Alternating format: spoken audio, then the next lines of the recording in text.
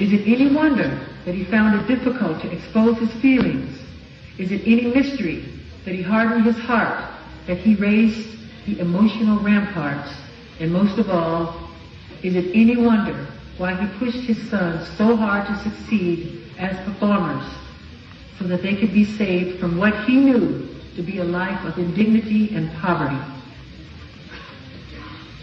I have begun to see that even my father's harshness was a kind of love, an imperfect love, to be sure, but love nonetheless. He pushed me because he loved me, because he wanted no man to ever look down at his offspring. And now, with time rather than bitterness, I feel blessing.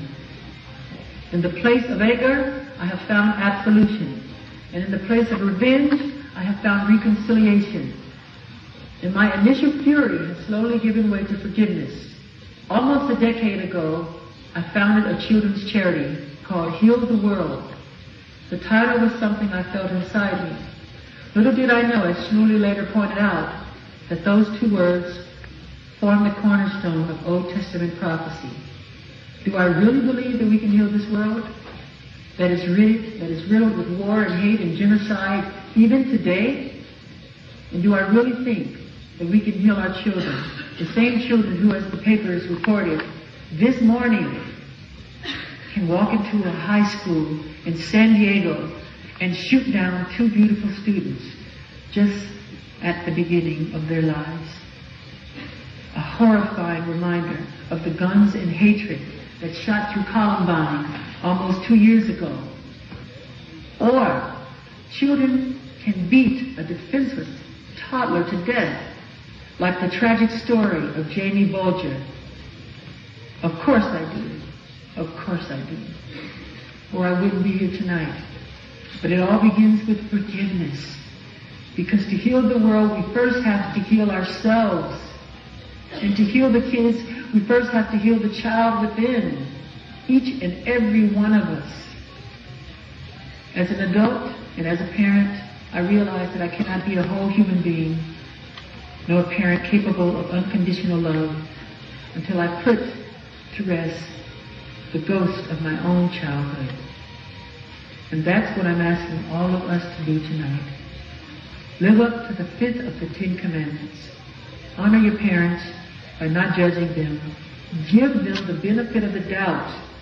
That is why I want to forgive my father and to stop judging him. I want to forgive my father because I want a father, and this is the only one that I've got. I want the weight of my past lifted from my shoulders, and I want to be free to step into a new relationship with my father for the rest of my life, unhindered by the goblins of the past. In a world filled with the hate, we must still dare to hope, keep hope alive. In a world filled with anger, we must still dare to comfort. In a world filled with despair, we must still dare to dream. In a world filled with distrust, we must still dare to believe. To all of you tonight who feel let down by your parents, I ask you to let down your disappointments.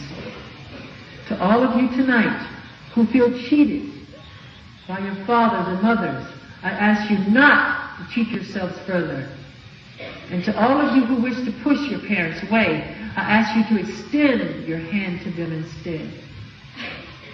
I am asking you, I'm asking myself to give our parents the gift of unconditional love so that they too may learn how to love from us, their children, so that love will finally be restored to a desolate and lonely world. Shmuley once mentioned to me an ancient biblical prophecy which says that a new world and a new time would come when the hearts of the parents would be restored to the hearts of their children. My friends, we are that world. We are those children. Mahatma Gandhi said, the weak can never forgive. Forgiveness is the attribute of the strong.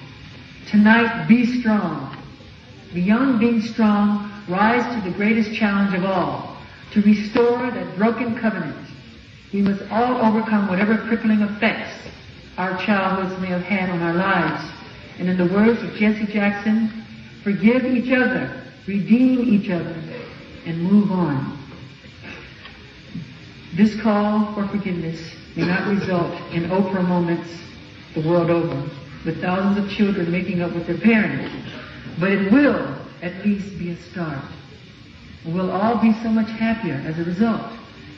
And so, ladies and gentlemen, I conclude my remarks tonight with faith, with joy, and excitement. From this day forward, let a new song be heard. Let that new song be the sound of children laughing. Let that new song be the sound of children playing. Let that new song be the sound of children singing. And let that new song be the sound of parents listening.